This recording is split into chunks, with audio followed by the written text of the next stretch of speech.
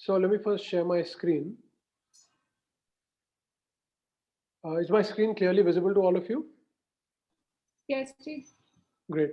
So what I'm going to do is I'm going to be using the interface of the Future Money wallet to explain to you, and we're going to take a deep dive into some of the crypto metrics.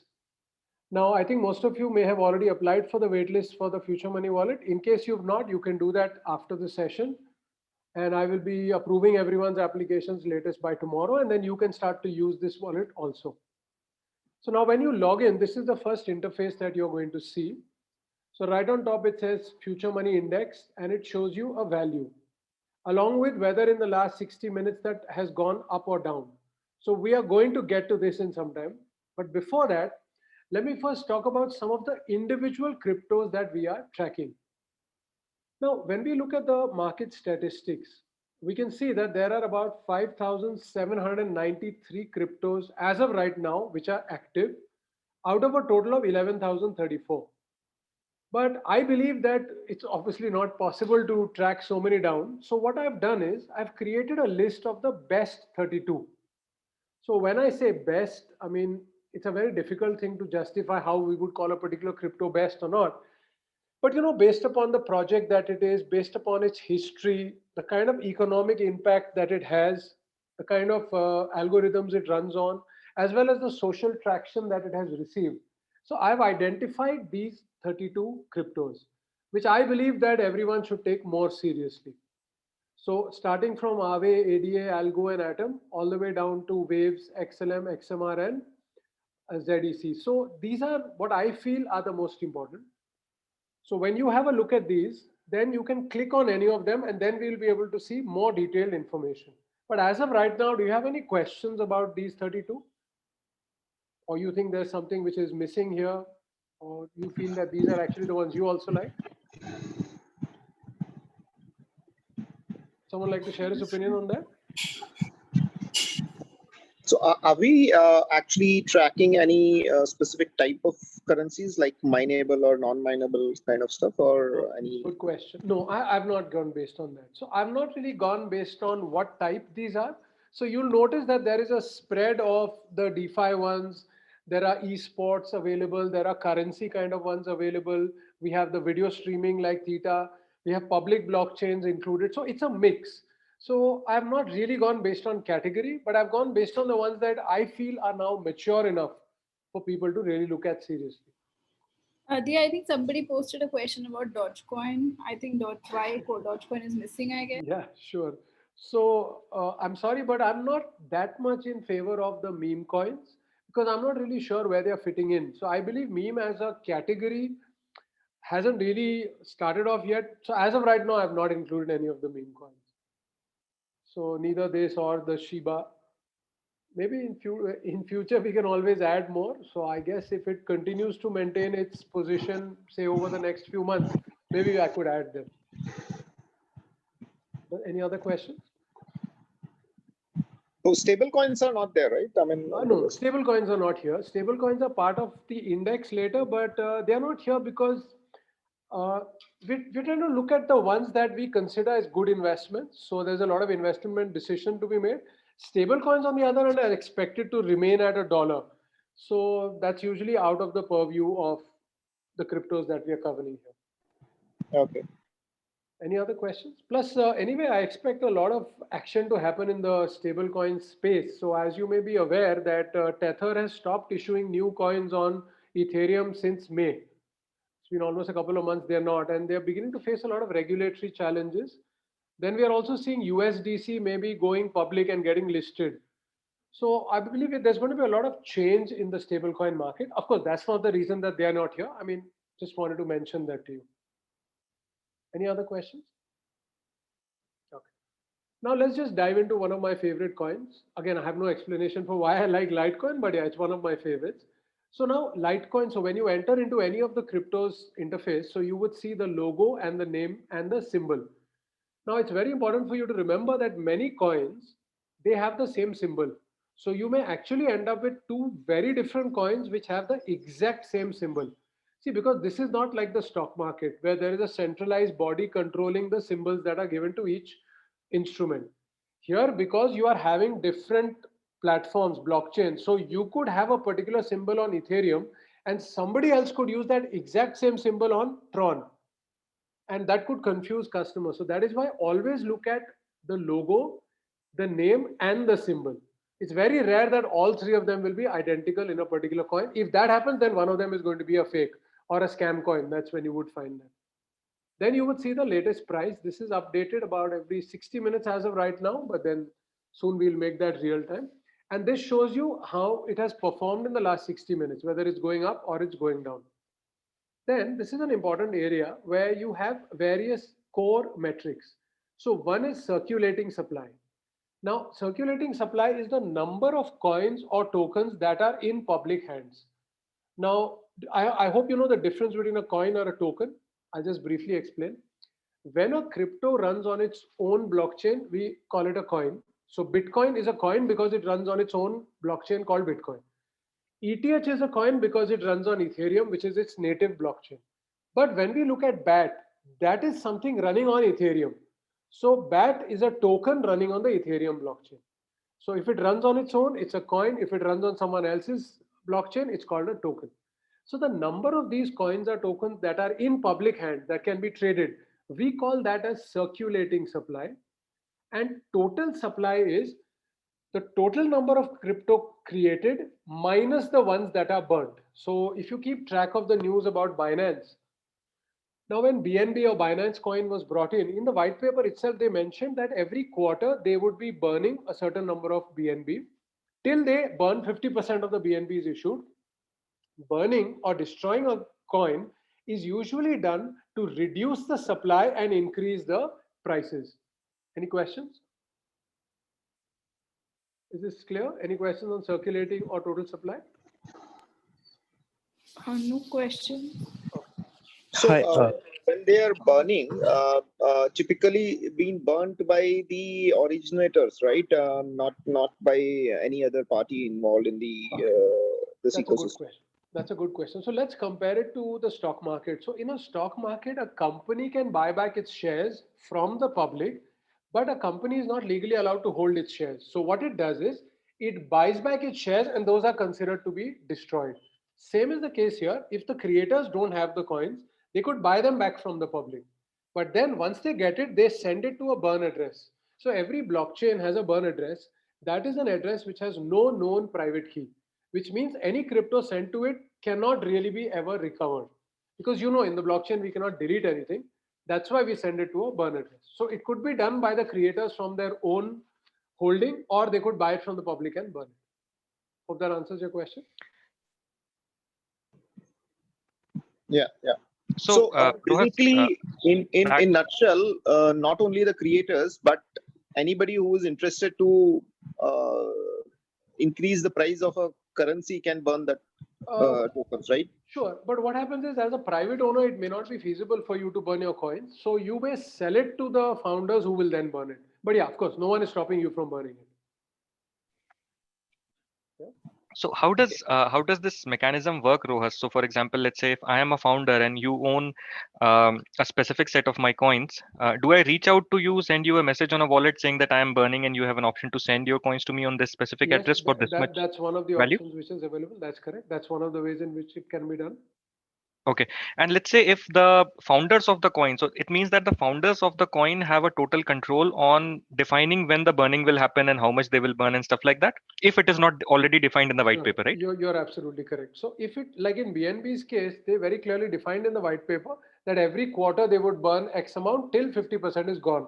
So I think they started with 200 million and it would go down to 100, something like that.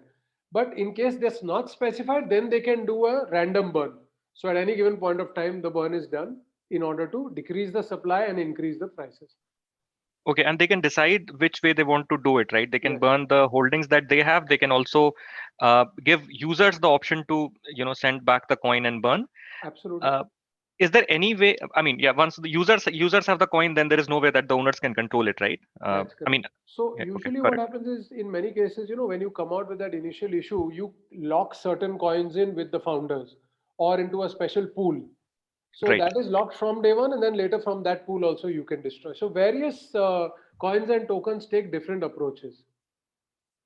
Right. So essentially that Right. will reduce my maximum supply. So I know that in future, that is the number of coins that will not be issued anyways or mined That anyways, will right? reduce your circulating supply.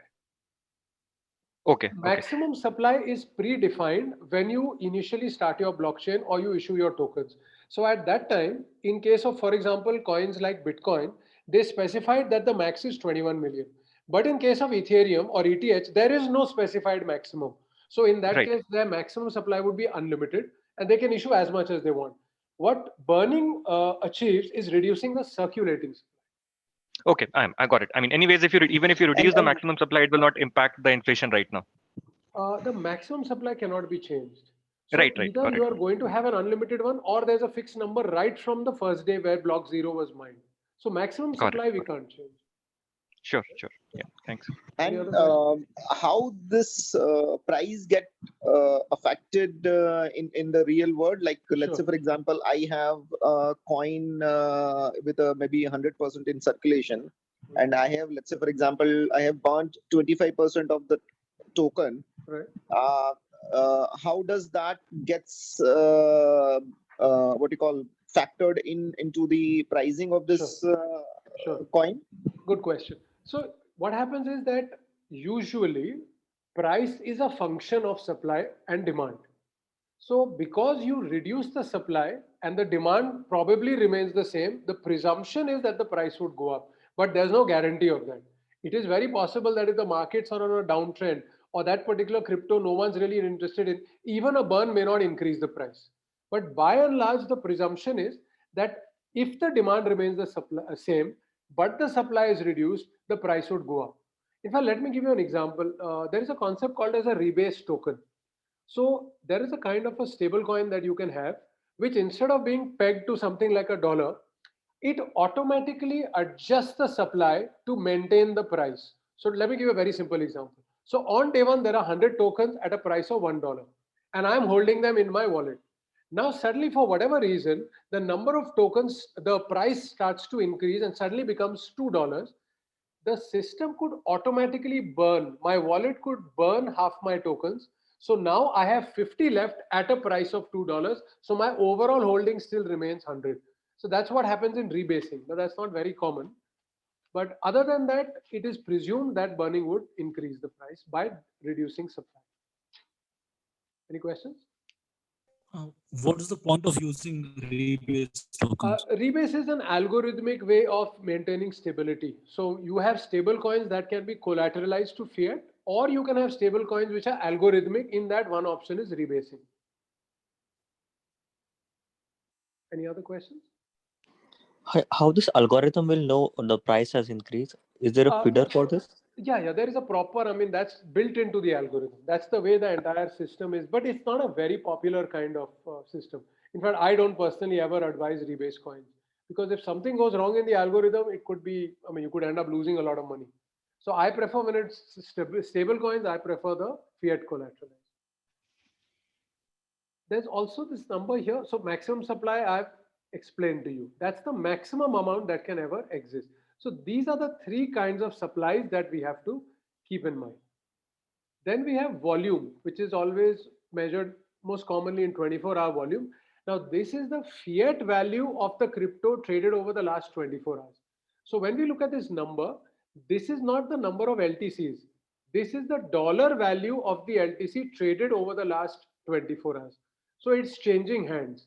So if I have 10 LTC, which I give to you, it is not 10 plus 10 as 20 as the volume would be considered 10. So that's the meaning of volume. Is that clear? Okay. So this according to me, yeah. Is the volume only related to the exchange or it's like peer-to-peer also? No, it's across the board. So every time that the volume hits the blockchain is what you are going to do. So what happens is when we look at exchanges, so in fact, you may notice that many times when you're buying in an exchange, your transaction goes through virtually instantly. But blockchains are supposed to take time. So what happens in that case is it is simply one holder in the exchange, his coins being traded with another holder in the exchange. So it happens instantly within the pool, and that doesn't even hit the blockchain. So that actually doesn't get taken into account in many cases. It would depend upon that. So usually we look at what's hitting the blockchain. I hope that's clear. Yeah, clear. Thanks. So this data which we have shown here is coming from the actual core blockchain system. So in this case, we are also taking into account some of the main exchanges. So we are tracking about, when we go back to the next screen, I will tell you how many exchanges. Give me 1 second. So there are about 390 exchanges. So we track from 390 exchanges. So this includes that. But this could differ. So it depends upon where you're looking at this. Here, we are also taking from exchanges, but in some cases it may be without. That's why you may find a difference in the volume. Any other questions? Just a doubt. The circulating supply and total supply. What is the difference?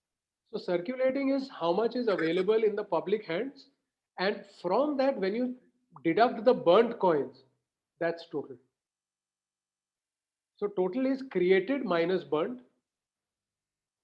And circulating is what is roaming around in the public hands. Okay. Total supply may also include the ones that are in escrow accounts, right? Yes, it could. So it's created minus burnt. So created could be a much larger number. Some are lying in escrow, so they won't come into part of circulating. So that's why circulating is what's in public hands. So people like you and me can trade. Total is created minus burnt, and maximum is the max that is possible. Okay. Then we have market cap, which is current price multiplied by circulating supply. So this is again very similar to the stock market, where the total number of shares of the company multiplied by the current price. Similarly here, circulating supply multiplied by the current price. So obviously the market cap is constantly changing as the price is changing. So that's an important metric. It gives us an idea about how large that particular crypto is. So in fact, when we say Apple is $1 trillion company, what do we mean? We don't mean that Apple has sales of $1 trillion or profit of $1 trillion.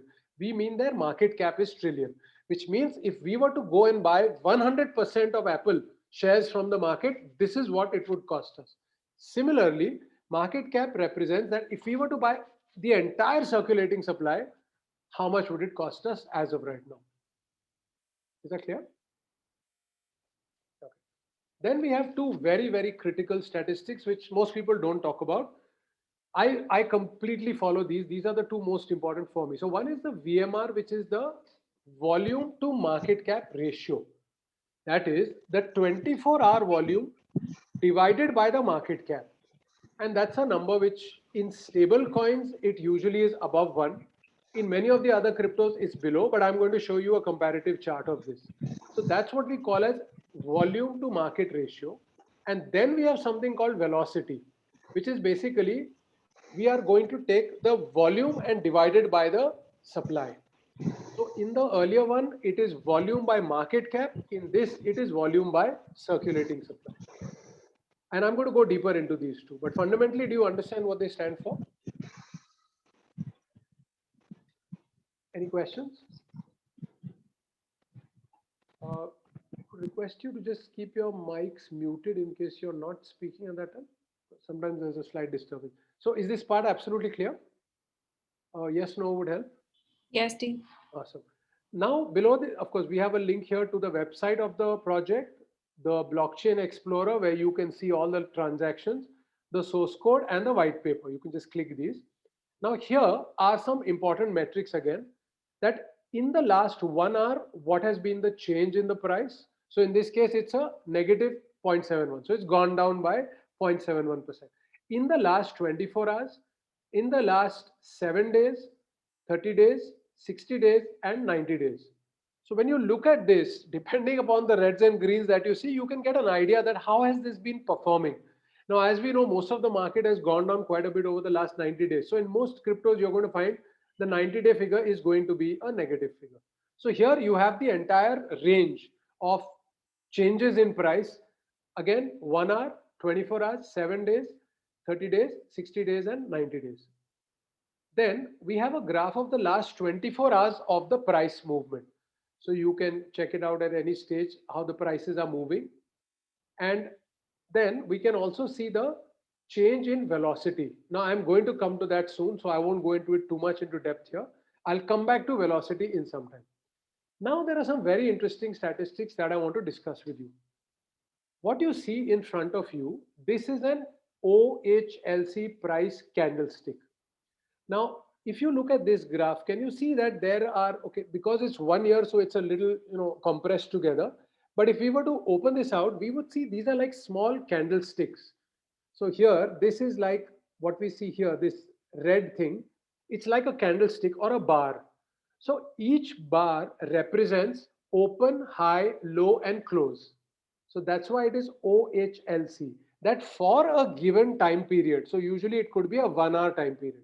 So for a given 1 hour time period, what was the opening, what was the highest, what was the lowest, and what was the closing price?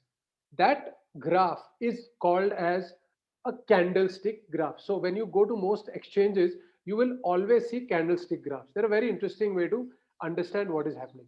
So this red and green thing over which I'm just moving my mouse, that's the candlestick. And here what you see is a representation of the volume. So this is in a typical bar. Now we can add a third layer to this, and that is what I want to discuss with you. So we could take something called the average sentiment. So what do we mean by sentiment? Based upon the postings done by human beings, not bots. What is the way people are talking about this crypto? So if they are very bullish, we give it a score of 5.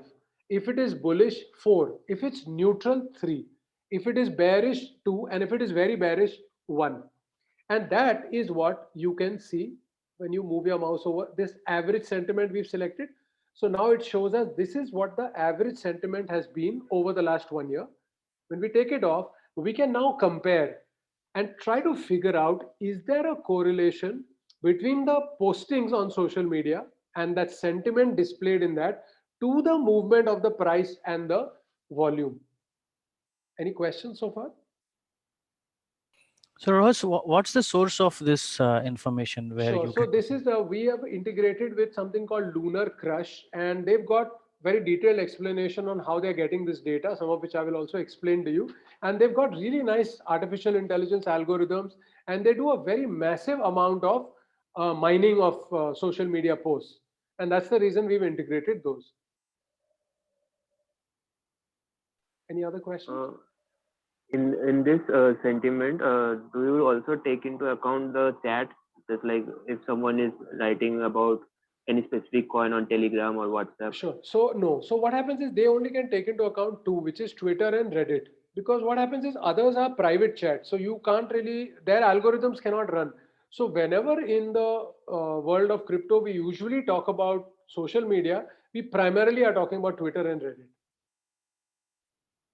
And only we are taken into account when the people are tagging those handles, or we can also track if we are not tagging it. No, even if you're not tagging, there are tons and tons of methods they are using, which they've explained in great detail. So in fact, it is not only sentiment. You can also do social contributors. Now, social contributors means how many unique people are talking about a crypto at a given time. So I could choose that also. Yeah, social contributors. So now I'm tracking how many unique people are talking about it.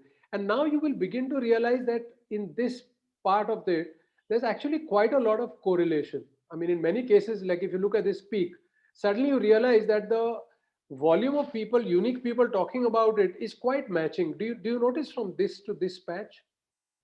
Here it's not applicable here. Here a lot of people are talking, but there wasn't much change. But do you realize in this patch, there's a lot of correlation between social contributors and the actual price movements, as well as with the volume movements. Now, I'm not trying to say that this is always going to be 100% reliable. Any kind of charts when we look at, we call that concept as technical analysis, different from fundamental analysis, which is where we do valuation. For that, I'm going to keep a separate session next Saturday at the same time. I'll let you know about that. But when we look at graphs, we are talking about technical analysis. And please remember, it is not a science. There's a lot of art to it and there's a lot of guesswork. So many times you will find correlation, and this correlation is better for certain cryptos and not for all. But over a period of time, if you start following these graphs, you'll be able to make better decisions. Questions? Then there's also social dominance. Now, what do we mean by this So they take the entire cryptocurrency market social volume, and then they say, what is the percentage of this particular crypto? So let me just show you that. Yeah. So that means LTC as compared to the entire social discussion around crypto, how much LTC is, and based on that, this would be happening. Then we also have social engagement. This takes into account Twitter and Reddit favorites, likes, comments, replies, retweets, quotes and shares, followers, and shared URLs, as well as Reddit Karma score for individual posts. So you can see there's a whole bunch of options that you can use. So usually I would say I personally prefer this one the best.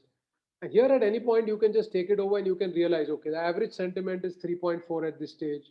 It has gone up to 3.6. So like this, you can keep seeing the movements of it. I find this one quite relevant, the average sentiment. And this is another relevant thing, that over the last 1 year, what is the word cloud based on the frequency of keywords that people are using? So that means obviously Litecoin with a hashtag is the most important. And then what are the other kind of keywords that are relevant? And depending upon how popular it is, that will be shown in a bigger way. So if it's really small, then that keyword as a secondary keyword is not so important. If it's bigger, then it's more important. So that's another very interesting cloud that they also give us. Questions? All clear? Yes, no? Yes, T. Okay, awesome. Then if you go to the bottom. One question, sorry. Sure. The sentiment score, what we are seeing is only for Litecoin, right? Only Litecoin, yes. Yeah. So is there a way we can see the comparative analysis against an, let's say, for example, similar currencies or cryptocurrencies, like a benchmarking against? No, unfortunately, I don't think Lunar Crush is giving us that comparison as of right now. I'll look it up. It's an interesting thing. Let me just check it out and get back to you if it's possible. Yeah. Because typically cryptocurrencies are all in similar sentiment whenever they've been talked about, right? I'll look it up definitely.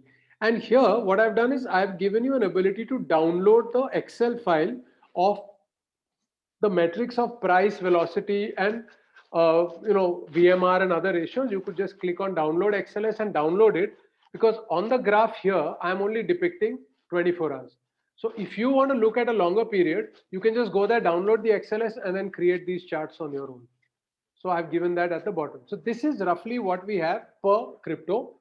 So later when you guys go into the wallet and start using it, and if you feel there are other ratios that we should have here, just adding those. So Rohas, does it have an ability to do some projected predictions based on the machine learning or those algorithms? Yes, that is something we've already started on, and I'm just going to talk to you in a little while under the valuation part.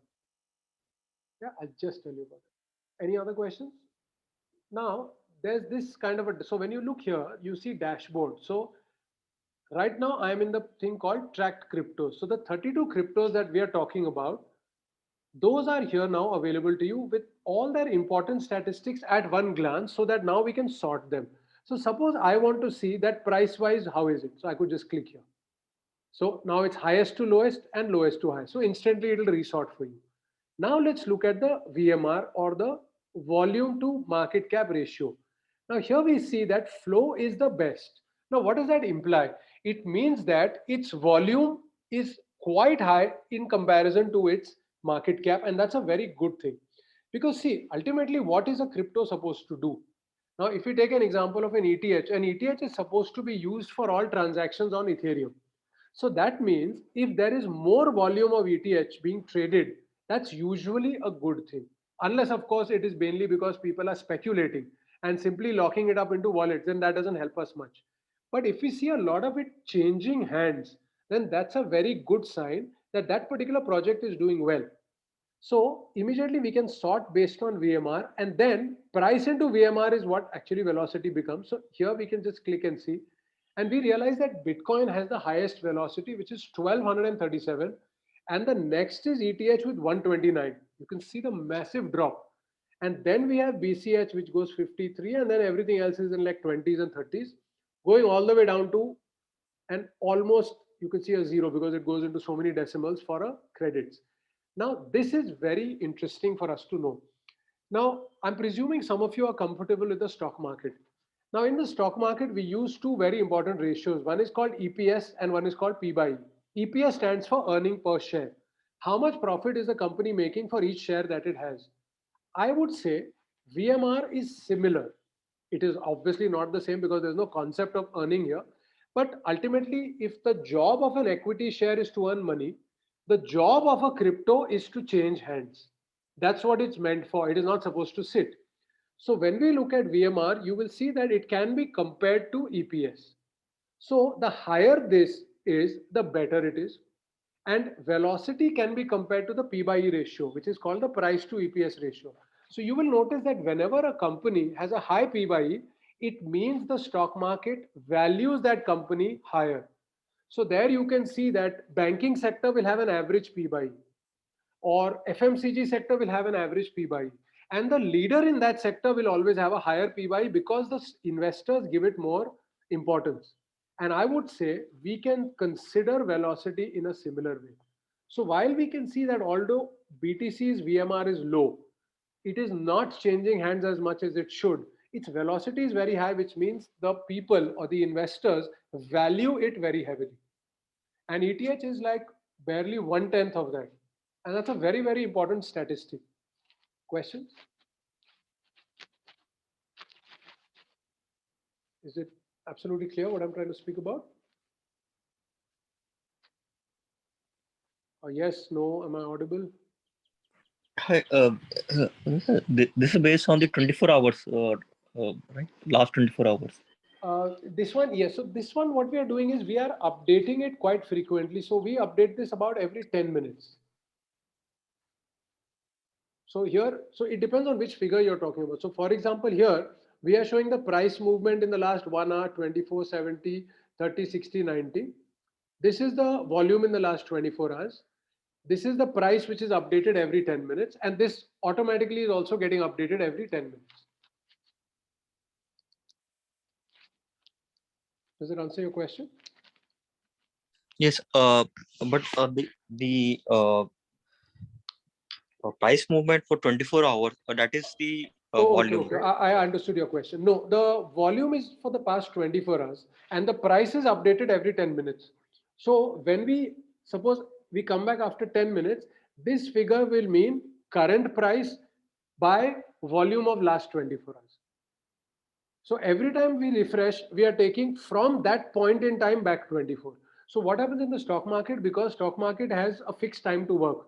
So it shuts down at the end of every day and then Saturday, Sunday it's off. So when we calculate volumes there, we can actually say for a particular day, because there is a fixed timing during which it is open in the day. Because crypto is 24/7, whenever we refresh data, we take volume from that very instant going back 24 hours. Yeah, but it may happen that specific cryptocurrencies have a high volume for that last 24 hours. So Right. this can mislead us. Well, it's quite possible, but by and large, it doesn't really make much of a difference. So, like say, we are looking at this data right now. Now, if I look at this data after 10 minutes, one is of course the price has changed in the next 10 minutes, which is maybe a little bit 5 to 10% also in some cases, but the volume only is of the last 24 hours. So, how much would have happened in the last 10 minutes? It usually doesn't impact the 24-hour figure much. But yeah, you're right, it could be possible. But unfortunately, there's not much we can do because if we start to do this in real time, the data becomes too much for us to handle. I mean, our databases cannot keep storing that much data. So we are going with 10 minutes as of right. Any other questions? If we are just taking any two cryptos, suppose like ETH and BCH, ETH and BCH, so can we compare them based on the VMR and velocity? That's correct. We can do that. And some of these charts I will be adding over the next few days. So those you will be able to see there. And in other cases, you could download this data. So like I told you, when we go here, so what you could do is you could log in, download this data for multiple cryptos, and then you could run these charts. I'll be adding some of them, but otherwise you can also very easily do them. So tracking velocity across cryptos. So I am planning to do that across the category of cryptos. So, you know, I want to see how do privacy coins behave when we compare their velocity changes. So these are the kind of things that I am also adding. Any other questions? All clear? Yes, no? Yes, Rose. Awesome. Now let's have a look at the dashboard. So now I go back to the first thing that you would see when you log in. So right on top, it shows you future money index. Now let me explain to you what I mean by that. So an index is when we try, have you heard of the Sensex? I'm sure all of you must have heard of the Sensex, the Bombay Stock Exchange Sensitive Index. Yes. Yeah. So what does it measure? So the index started off for Sensex somewhere in the 70s. And at that time, they took the top 30 companies based on various criteria and they calculated the market cap and then added it together. And that figure is considered to be equivalent to 100. Then constantly that new market cap is calculated. Now suppose it shows that the index is 200. What does it mean? The market cap has doubled. Because say on day one, the market cap was 25,000 crores. We consider that equal to 100. Now, if that market cap of the top 30 companies has become 50,000 crores, it's doubled. So automatically the index is 200. Now, what is the index as of today? Anyone remembers? Sensex, how much is it? I don't remember, but you could just Google it. Does anyone know what the Sensex is? Not really. Almost 53,000. Okay, 52,000. Yeah, so almost 53,000. Now, what does this imply? This means if we go back to the first day in the 70s, whenever the index started, then it has gone up 529 times. So the market capitalization of the top 30 companies as on the first day of the Sensex compared to today is 530 times. Is that clear? So yeah, it started off in 1986. Sorry, not the 70s, in the 80s. So that's when it started off. No, that's when Google has actually got results. It's a little before that. So at that time, the first value of the index was considered 100. So now what does this help us achieve? Why do we look at indexes? Because it gives us a quick view of what is happening. Because in the Bombay Stock Exchange, there are 4,000 or 5,000 companies listed. How do we come to know what is the overall figure? So we look at an index which represents those companies. And from time to time, they change these top 30 companies. Like at one time, I think Orkay Silk Mills was in it, which doesn't even exist today. At one time, Reliance was not in it, but today it's one of the biggest companies. So from time to time, they keep adding and removing companies also. Now, similarly, what we've created is called the Future Money Index, whereas most of the indexes today in the world are only on one type of asset, which means like security shares, or it could be metals. And it is usually only from one country. So like Sensex is only Bombay Stock Exchange. So what we've done is we've created something which is based on multiple types of asset classes in different weightages. So firstly, we have corporate money where we are mapping what we believe are the 10 most important publicly traded companies of the world. So you can see their names here. We've taken all of them in an equal ratio. So we have Amazon, Apple, Facebook, Google, Microsoft, Netflix, PayPal, Pfizer, Tesla, and Twitter. So we're taking all of these in a 10% weightage, and put together this entire chunk is what we call corporate money. And this amounts to 30% weightage in our future money index. Then we've taken individual money in which there's only the basic attention token, because this token is trying to monetize human attention. And we believe that's a very important metric, because in future, this would become more and more valuable as human beings start getting paid for their attention and data. So BAT is measuring that. So we've taken that into account. And it is only 1% of our overall index because it's still a very tiny figure. Then we've taken intrinsic money, which measures four things: the values of gold, palladium, platinum, and silver. Why it is called intrinsic money? Because this has value in itself. Because fundamentally, these are precious metals. So all of them, again, equal ratio, and it contributes 30% to our index. Then we have taken math money, which stands for cryptos, in which we have obviously only taken the top two, because all said and done, between the two of them, BTC and Ether, they have a massive share of the overall crypto market. So we've taken Bitcoin in 70% and Ethereum in 30%. Then we have political money, which takes into account the four major currencies: Chinese yuan, euro, Indian rupee, and Japanese yen. Now you may wonder, why is the US dollar not here? Because we have used the US dollar as the base for all these things. So all these currencies are measured in terms of the US dollar. So obviously we cannot add the US dollar here. That wouldn't make sense. And finally, we have privacy money, which represents usually the contraband or the illegal money of the world. Although I'm not saying privacy coins are only used for that, but that's the major use case. So we are measuring that also by way of the top four privacy coins in an equal ratio. And this is how they all come together. So there's 30% for the shares, 1% for BAT, 30% for the precious metals, 5% for the top two cryptos, 30% for currencies, and 4% for privacy money. And if you had put $100 into the future money index on June 22nd, which is when we started this index, today it would be worth 102.7. So the logic is that instead of putting your money into one asset class, you could diversify across multiple asset classes and thereby get a better return with lower risks. But of course, this is not financial advice and nobody can ever give you guarantees, but that's what the purpose of an index is. Questions? So Rahas, I was just curious to know why you have not considered the DeFi part of the world, where you have this liquidity pools and Quite true. See, it is still, I believe, a very small amount of money. And that is why we believe that we've taken into account the 1 trillion plus of the math money. So we've not taken into account DeFi, and we've gone to privacy money because it represents a very different class. So DeFi, we felt, did not really, as of today, it doesn't stand for a very specific class of money or assets. That's the reason we didn't take that. Any other dynamics may be considered in the future? Definitely. So, I mean, the project that I'm working on is called the Wrapped Asset Project. So in that, as we start to wrap more and more assets, which could include debt instruments, then we will add debt instruments here, because it is difficult to add something to this index if its price is not very easily available globally.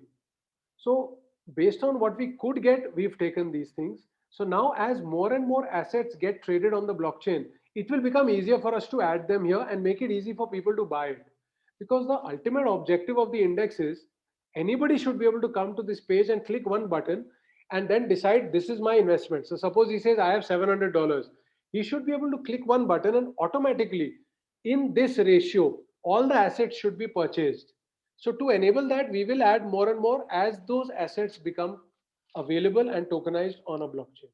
As of today, this is what we are able to do. Yeah, why real estate is not taken? Again, real estate till we have, because see, in real estate, how do we measure which country, which city's real estate would be taken into account? So would we measure Nariman Point, or would we measure, let's say, Manhattan, or would we measure some area of Dubai? So real estate is very difficult to measure. Gold, platinum on the other hand, or currencies, or these are easy to measure. But real estate is very specific and there's no global pricing available. Any other Like questions? the index in the US we have for real estate, or something like REIT, something like that. See, again, REITs will be country specific. Then REITs also are small. They have invested in a particular kind. So some may have only put into Hyderabad commercial. So it's not, real estate is not at a position where we are able to get good, clear data. I mean, and that'll probably take many years before that kind of data is actually available. But if you realize all the others, it's very easily available, the data. But as and when real estate also gets tokenized, maybe we will have better information available. But as of right now, we don't have that. And why privacy money is taken? Because it's not something being used by people. Actually, it is. It's used very commonly in the illegal world. So when we talk about the world of crime or contraband money, which is, based on drugs, which is based on illegal weapons and other things, that's where privacy coin really works. So we wanted to bring that in because let's accept it that is a very big component. Because I mean, we do know that the illegal economy of the world is also massive. So we thought at least let us take one component of that, because see, I cannot get you figures of how much cocaine is being used. And secondly, you cannot even invest in cocaine. That becomes a crime. So we are measuring privacy coin as a first step in that direction, that there is this world which we have to consider. And yes, privacy coin is something that people are able to invest. I hope that answers your question. Yes, thank you. Any other questions? Sir, just one question. Yeah. Sir, it seems like this index, this particular index is segmentized, right, sir? We are taking few top performing assets under different segments and put together, it is represented Yeah, as an so index. we call right? that as a weighted index. So indexes can be of two types, weighted or unweighted. This is a weighted one. That's why you have different weightages here. Even the Sensex, if I'm not mistaken, is weighted. Then Sensex is market cap index. This is price index. So that's indexes again can be of two types, price based or market based, market cap based. Okay. Is there any specific segment specific kind of Yeah. index, sir? Because Yes, we have I'm- Bank Nifty. I'm getting there. Definitely. So now we've seen what the future money index is. Then if we look here, now we have specific based on classes. So we have something called the Bitcoin family stack. This takes into account only Bitcoin and its most important forks, which is Bitcoin Cash, SV, Gold, and Litecoin. So when we take these into account, this is a separate index or a family stack, we call it. And here you can measure, you can even compare them. So you can just decide which ones you want and which ones you don't want to have here. You just click on it, that one will disappear or it will come back, and then you can even map some of them. So if you realize here, do you realize these two are almost identical to each other? So that's a very interesting discovery, that if we map Bitcoin, SV, and Litecoin, they're actually quite close to each other in terms of movements. Can you see? Even though there is a slight difference, their moves are very, very similar to each other. And this is something I had not realized till I actually made this particular graph. So this measures only these 5 coins, and this is a separate stack in itself. So again, if you had invested in this on June 22nd, today it is 17.47% up. Even though some of the individuals in this may be lower, but because we are taking all 5 of these in the same ratio, together taken as a whole, they are actually performing much better. Is this part clear? And just remember, when you are looking at any of these graphs, if you just click on one of these, then you can either hide or unhide them. Okay. And because Bitcoin's price is like in $30,000 and the others are very low, I couldn't put them on one graph. It was not fitting properly. So Bitcoin's graph is below. And these are the components. We have taken all in the weightage of 20%. And this is the price on day one, which was on 22nd of June, 2021. So if that day you had put $100, then today, which is about a month later, your money would be up 17.47%. So like this, we have multiple stacks. So we have the Bitcoin stack, then we have the blockchain stack. This is also very interesting. So in this, we have taken into account the most popular public blockchains of the world. So there's Algorand, Binance, Cardano, Ethereum, Flow, Polkadot, Solana, Stellar, and Tron. These are the world's most popular public blockchains, and these are the native coins of those. So this becomes a separate thing in itself. So like you have banking index or you have Nifty, you have so many others, this becomes public blockchain. So if you are confident about the growth of DeFi and public blockchains, then this would be a better index. So here you'll notice all of them are 10 except Ethereum has got a 20% weightage.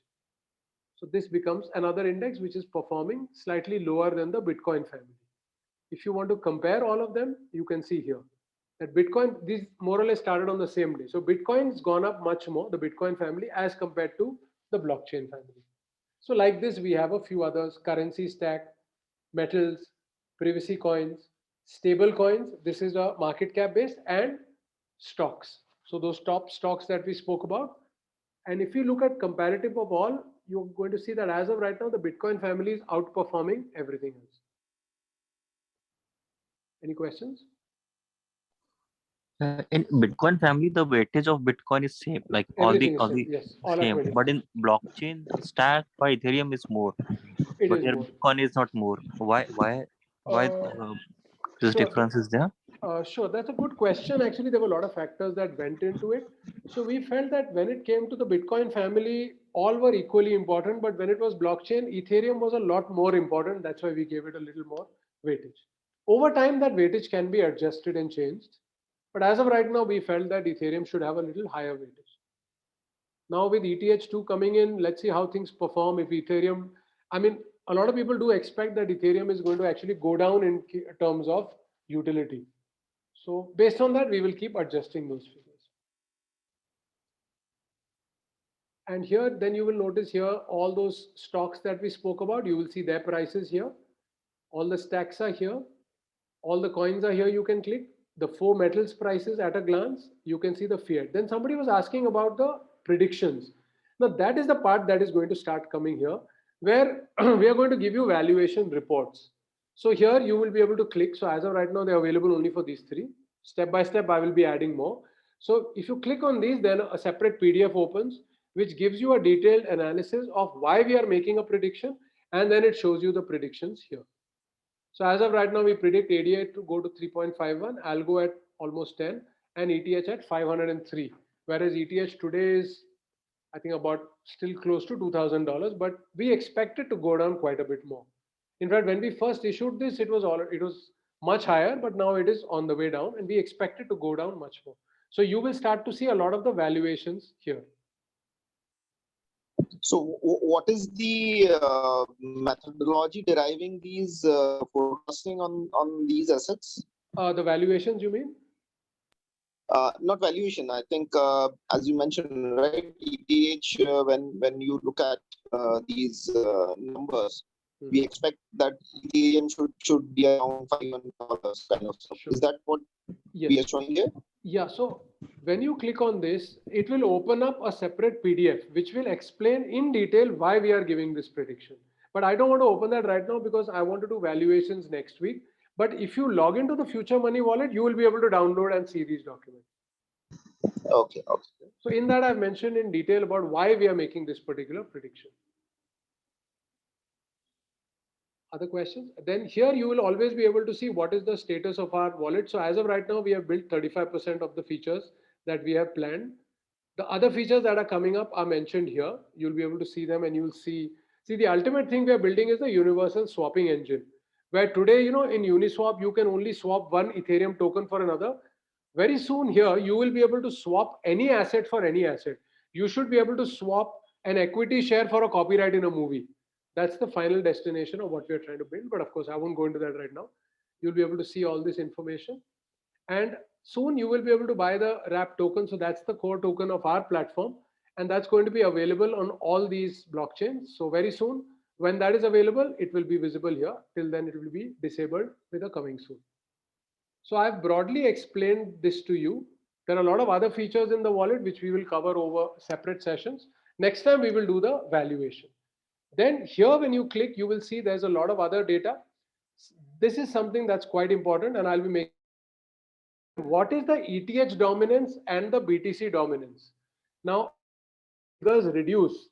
It is better for the market because it means now other cryptos are also becoming more and more relevant. So this is one important thing. Then it also measures the total market cap and the altcoin market cap. So this is total market cap including Bitcoin. This is total market cap without Bitcoin. Again, total volume with Bitcoin, total without. Then DeFi statistics again are updated regularly. 24-hour volume of DeFi, 24-hour market cap. And then stable coins is important because it shows us how much money is still sitting in the markets. If this figure goes down too much, then that's a bad sign. It basically means a lot of money is now leaving the market.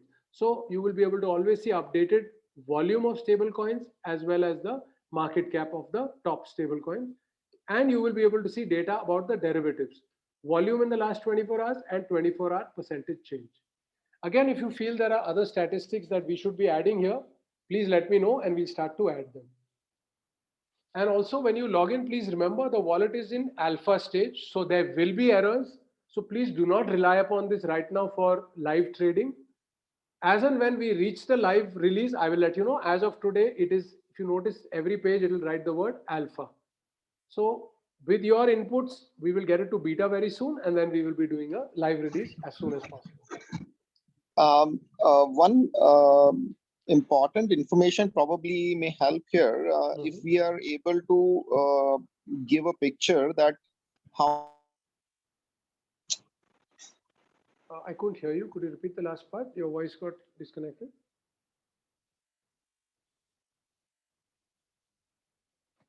Hello? Am I audible?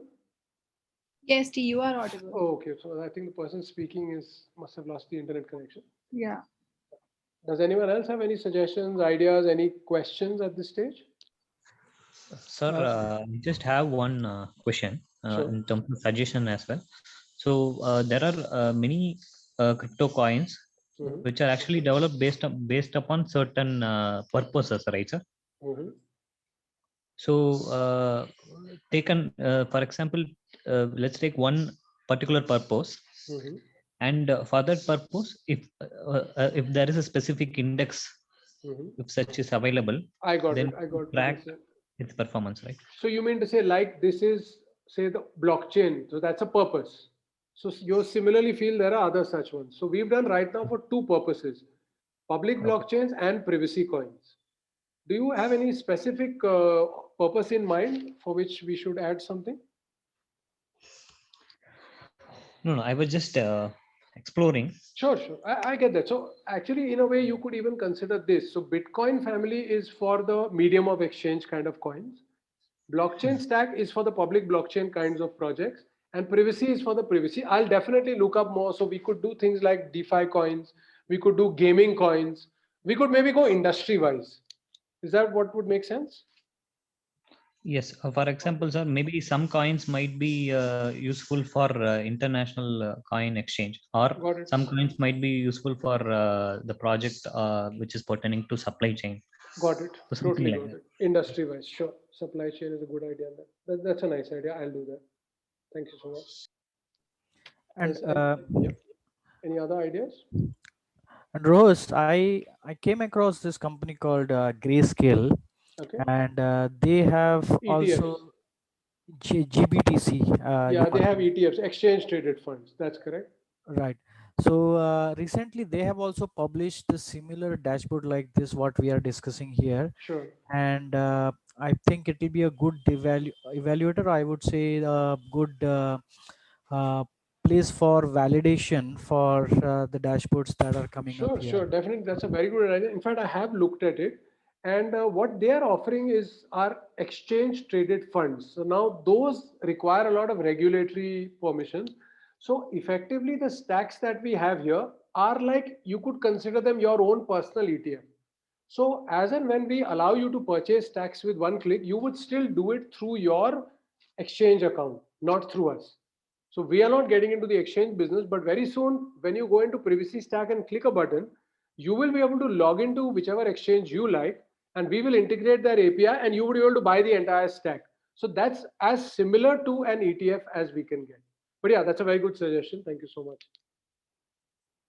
I'll keep that in mind. And one more is eventually, I mean, the NFT marketplace is not that huge at this point. Sure. But I see a lot of potential looking at the OpenSea, Fountain, and Rarible, how it is picking up.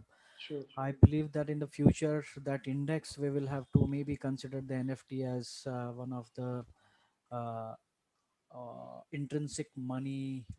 That's a very good point, but I'll tell you the problem that I face right now. NFTs are unique and individual.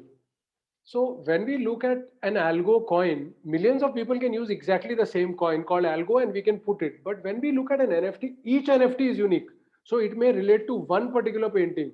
So then adding it becomes as difficult as adding real estate because there will be millions of NFTs in the world. So which NFT should we actually take into account? So as of right now, we were unable to find an answer to that. That's the reason we don't have NFT as part of any of these indexes.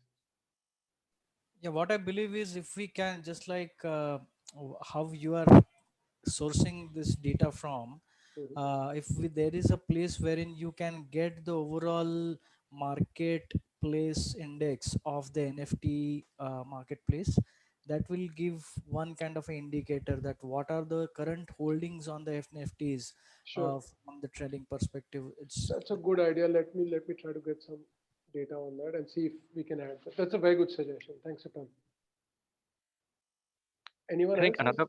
another factor there is that a lot of NFT marketplaces do not have a coin of their own, right? Yes, So that's correct. that would again be a challenge. So maybe gradually, as the marketplaces become more mature, you would have more instances like Rarible where you have their own marketplace and the coin as well, Absolutely correct. That's a very good right? So point. then the integration can become easier. Then it can become easy. That's correct. Does anyone else have any suggestions? I just want to ask one thing, like in the valuation part, you are just doing the valuations on quantitative based approach or the qualitative things Very as good well? question. So I do valuation on two. One is mathematical models and the other is subjective models. So in subjective, we do what is called as fundamental analysis. In mathematical, it's pure math, where we will use things like the volume to market cap ratio and the velocity. But I don't want to get into that right now because we'll do a separate session on that because that in itself is a very interesting and huge field. So next Saturday at around the same time, we'll do a session on valuation using both those methods. I just had a suggestion, like in the valuation part, we now have only the reports that you have already made, right? That's correct. So if I now want the valuation of any other coin other than the three that You can have do it on uploaded. your own. So here you see this button called Valuator here. This Okay, one, okay, okay. Yeah. it's also here. Yeah. So you can just click on it and do your own valuation. So that's why it will Okay, so ask for you to do, and then what you have already done will also show to you. So don't worry, you'll be able to use this and do your own valuation. sure, sure. Thank you. Most welcome. Any other questions or points? Rose, you were mentioning about that predictive forecast on those existing models. Absolutely. That is something I will discuss with you next Saturday. By then, we will integrate it here also, and I'll be able to speak more about it. Sure, sure. Thank you. Absolutely. So great. It was nice speaking to all of you. And those of you who Just have one more not, thing. yeah, tell me. Yeah, this is a data heavy suggestion. Like I was talking about the numbers. Like in last 24 hours, the volume maybe because of some market sentiments or maybe because of tweet or some news. A particular cryptocurrency may have much more transactions. So is there a way like we can have these ratios or numbers in a yellow color or something like this is in deviation of last average of last 1 month Got it. or something like that, so that Sure, people will know that this number which I'm saying now first time is not the real number. It's just because of some news, and then they tomorrow onwards they may see the actual real number which is going on. So just to avoid So the you mean deviation. something like this, like here we are having the price movement. So you mean to say we should have the volume changes also similar to No, this? I'm saying about like the VMR number. That number is showing because of that last 24 hours Sure, volume. sure. I get that. I So, get so, that. so because of some maybe news, that cryptocurrency was in like something has happened with IPCO Got it. or that the internet protocol. Like Sure. one day it got like high selling it was having. So that may not be the actual situation every day. Okay. So it will show the deviation like 10 or Okay. 15% from the last 1 month. Got it. So something in yellow color or some star mark or something that people will know that it's not something usual. It's Okay. something unusual. So be Unusual. careful in their So decision. spike in volume. Perfect. That's a brilliant Yeah. suggestion. I've noted it down. Thanks a ton for Okay. that. Okay. Welcome. Awesome. Anything else? Okay, great. So what I'm going to do is I will be putting the video of this discussion also up. I'll share the link with all of you. Please feel free to share it with your friends. And I'll send you details of next Saturday's discussion, which will be on valuation. So thanks a lot. Have a nice weekend. Bye-bye. Thank you very much. Thank you. Bye-bye. Thank you.